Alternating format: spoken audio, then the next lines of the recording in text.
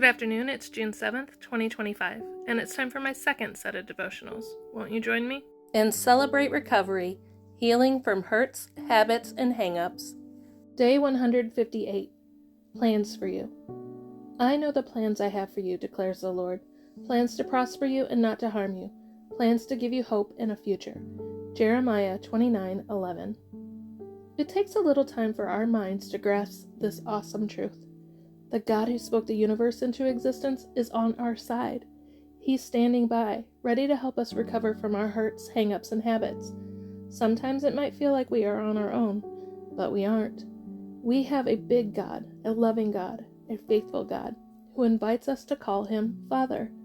Not only does God love us, not only is he on our side, but he also has plans for us. Good plans, exciting plans.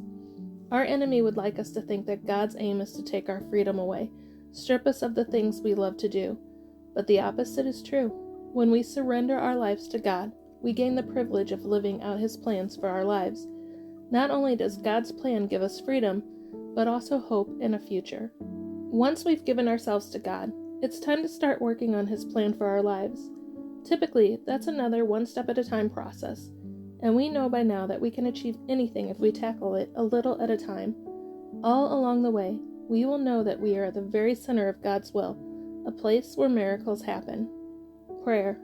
Father, I desire to know your plan for my life. As I begin my journey, I want to thank you for revealing it to me one step at a time.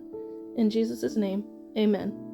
And in my quiet time devotional, Day 158. Who's watching? But Paul replied, No, this is the official Roman court, so I ought to be tried right here. You know very well I am not guilty of harming the Jews. If I have done something worthy of death, I don't refuse to die. But if I am innocent, no one has a right to turn me over to these men to kill me. I appeal to Caesar. Acts 25:10-11. As we follow the trials of the Apostle Paul, before the Sanhedrin, Roman Governor Felix, then Festus, and King Agrippa, the ordeal is reminiscent of the illegal trials and trumped-up charges made against Jesus. Paul was a victim of false accusations and mistreatment, and in today's legal system, he probably could have sued for damages. He didn't deserve this treatment, but he bore it patiently. As each new monarch came in to talk to him, he retold the story. He waited 2 years in prison and then told the story again. Chances are, it made no difference in the lives of the government leaders.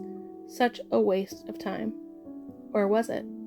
Who knows what people may have been standing on the sidelines, listening as Paul defended the faith before the rulers.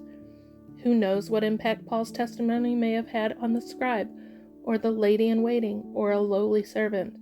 We may never know who went home saved that day, even if the kings didn't. We do know that this whole ordeal set the stage for Paul to be able to go to Rome and spread the gospel from the very center of the empire. Who's watching you go through your personal trials? What kind of example are you of trust in your Lord, even in the most difficult and unfair circumstances? You may not know whose life will be changed simply because they silently watched you. How can you turn a situation of difficulty into an opportunity to glorify God and make him known to others? I know that God has plans for me, and I know he has plans for you. And most of us don't get to know who's watching or who's going to be affected by those plans.